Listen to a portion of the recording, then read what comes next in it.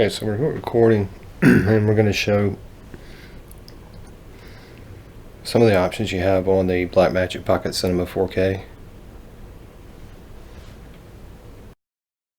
For instance, we swipe over, we get clip information as well as project information. You can enter your project name, the director, how you want the camera to be designated, as well as camera operator. On the clip, you get to do your scenes, takes. It's got the lens information, mark it as a good take or not. When you're doing this internal, inside, external, outside, day or night. From there, you've got options across the top here, and you got zebra stripes on or off.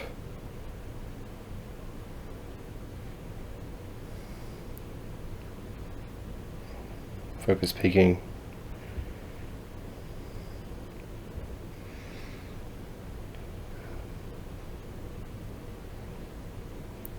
So the aspect ratio.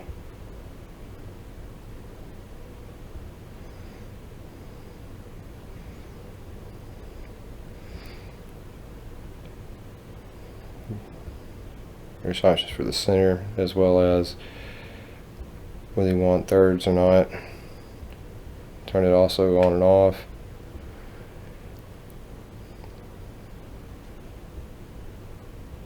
And that's basically a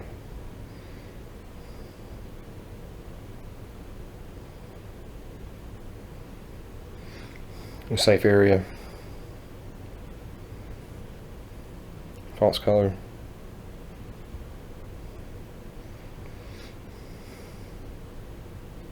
Here you get your frame rate, you can change it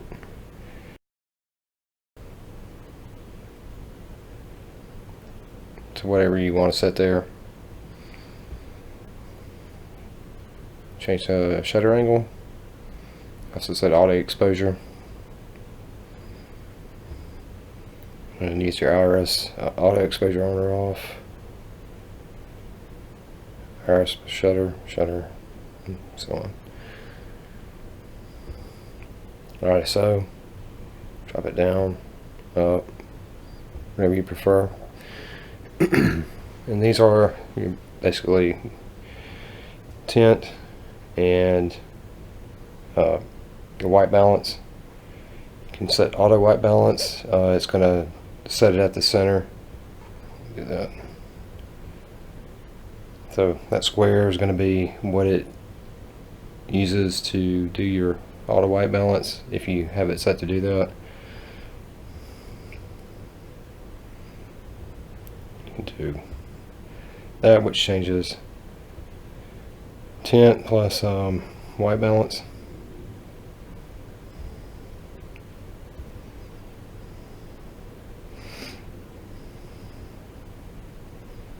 And then down here, got your audio levels as well as media and how much record time you have left on your media,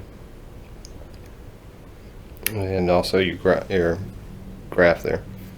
So if we go to the menu, also you have your battery level would be here, or in this case I'm using the power cable that was supplied with the BlackMagic Pocket Cinema 4K, so it's got AC set, listed there. So now if we go into here, we've got BlackMagic RAW, ProRes. I've got it set at a constant rate, 3:1, which is the highest quality. You can do 5:1, 8:1, 12:1. Also, I'm recording at Ultra HD. You can do 4K DCI or HD, of course.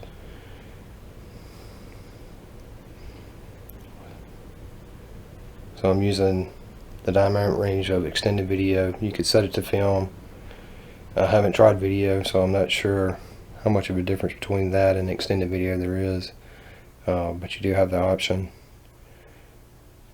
Frame rate, and this is the off speed. So if you hit the HFR, high frame rate button, on the BlackMagic Pocket Cinema 4K, if you have this set low and this on, you can set this to be a much higher frame rate, so when you hit that button it'll start recording at that higher frame rate. For record settings, CFast card. I'm doing this to an external hard drive, however, so it doesn't really matter in this case. You can have it stop if you start dropping frames for some reason. If your media is having some issues or the camera's having issues writing to your media, you can have it stop recording as soon as that happens. Also set your time lapse, detail sharpening,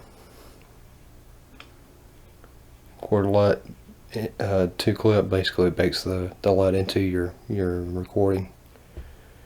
And detail sharpening, levels, and we're back to basic record settings. Those were all 3 pages of it. Here on the monitor, I've got focus assist set.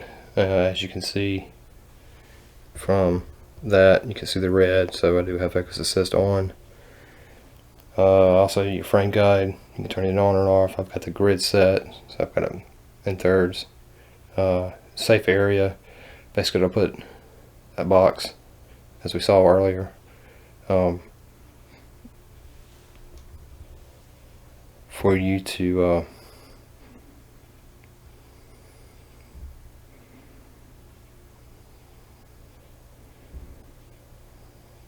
as you can see, you can set the safe area percentage here.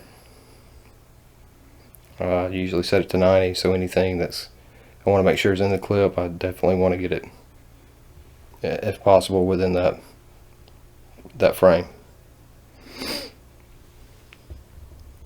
Go back and fonts color on or off.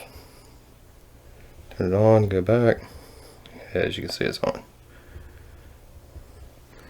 The nice thing about this is you can also set what you want it to display on a external monitor through the HDMI out. So there I have focus assist set. I should be able to get that into a recording if I have it connected to an external recorder. If it's not in a recorder, you should still see it on the display. Zebra stripes, on or off. Safe area frame guide, on. Fonts color, on or off. Grid, just like you see on the main screen here. It's that grid. Turn it off. Frame guide. It's basically safe areas within that you can make sure that you're going to get whatever you're recording into the picture. Turn that back off.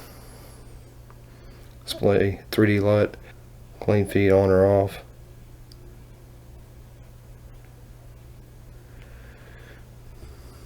And if you want to, you can have it settings for both.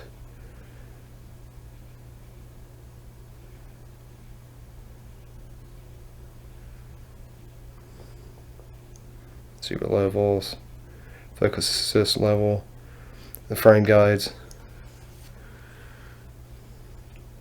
the opacity of the guide,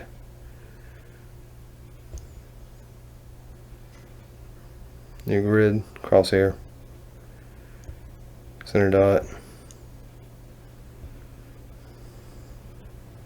safe area guide percentage,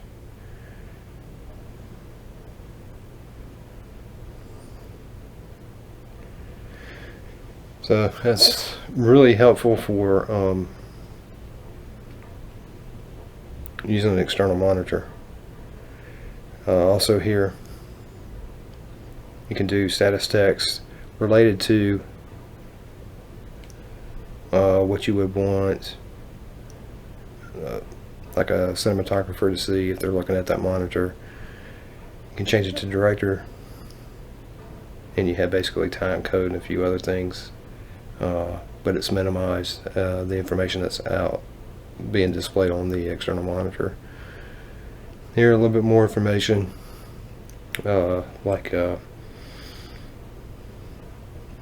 basically what you see across here. Most of the stuff you see on this screen would actually be on the cinematographer option. That way, if they're looking at an external monitor, depending on who is, you can choose what's appropriate for them. And the last main thing is your audio. So you've got channel 1 and channel 2. You can set the gain for each. Here you can set your XLR if you have one going in through a mini XLR cable, and you can do the gain for that. 3.5 millimeter. Have it set to do left, right, or just mono.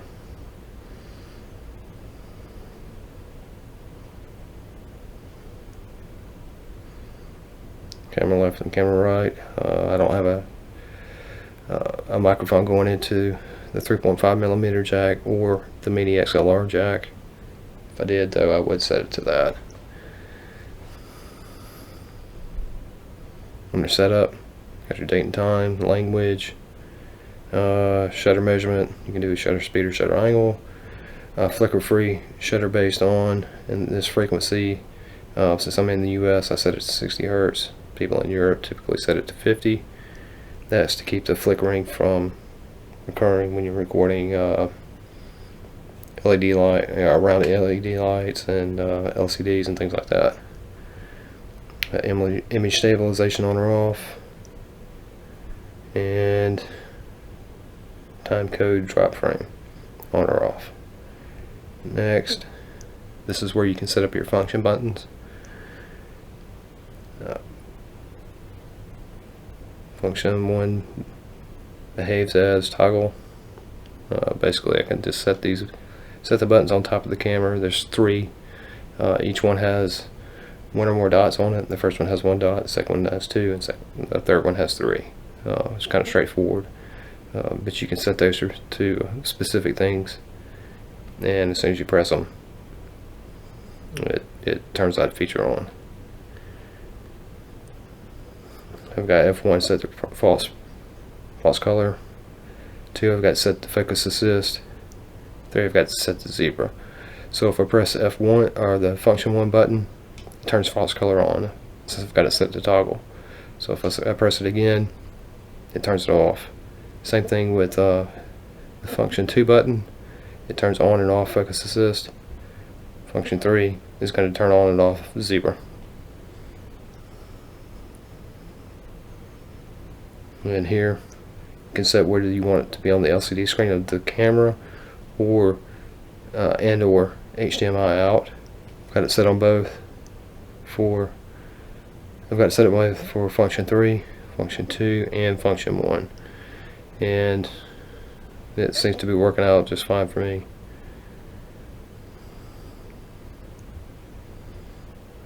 Tally light on or off. LED brightness of that tally light, I've got it set to medium, which I think is the default. You can set to low or high. Factory reset camera settings, pixel remapping.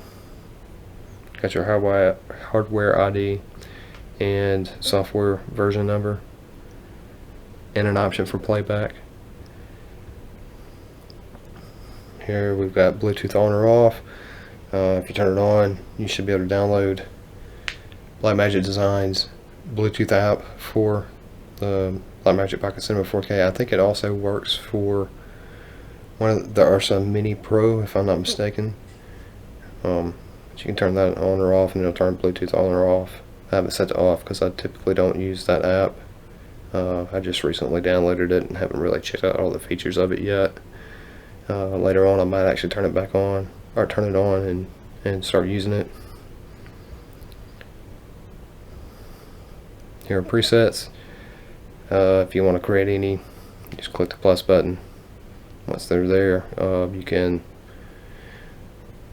load them as you choose for whatever situations you have. Here's where you've got the type of LUT you'll be using.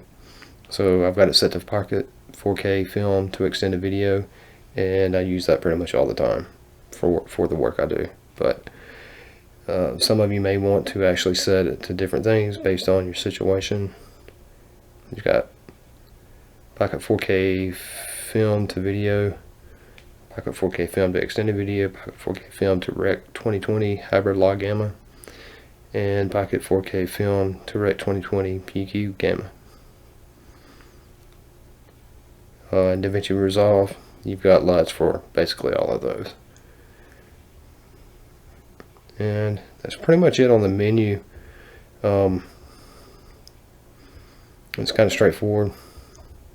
The good thing about the Pocket Cinematic 4K is the menu system is very, very straightforward. It doesn't take you very long to get through all the settings, as you can see, and it doesn't take long to get used to it. It's a very good camera for the price. The price is kind of amazing on this camera, given the quality of the camera and the fact that you can shoot raw, and the color depth is amazing. So someone who's like me, who's coming from micro four thirds format, where internally you typically get like an 8-bit recording, you might can output to an external recorder and get maybe 10-bit on some of the cameras, but this being 12-bit it's hard to go back to anything less than 12-bit once you've gone to it. So you get kind of an amazing record quality out of a camera that's $1,300. That's our micro four thirds format. It's kind of amazing. I've got Panasonic lens on here right now. I've got the 8 to 18 millimeter, and all of my other Panasonic lenses that I use for my GH5 will actually work on this camera. So I'm kind of pleased with everything so far with it, and hopefully everything will work out. I've been shooting mostly indoors with it, and I plan to take it outdoors, and I've got a situation where I'm going to be shooting some video at Dusty, next to basically a dirt road, and as cars go by they're going to kick up dust trails. So my only concern will be the fans. This camera does have fans internally to keep it cool, and hopefully I won't have any problems with the dust related to any of those fans.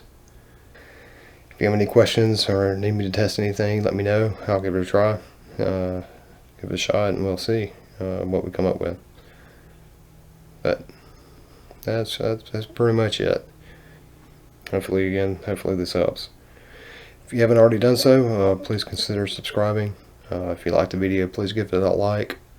Constructive comments, comment below. Constructive comments are always welcome. They help tremendously, and I do read them. So please feel free to comment below and let me know what you think. I appreciate it. Have a good day.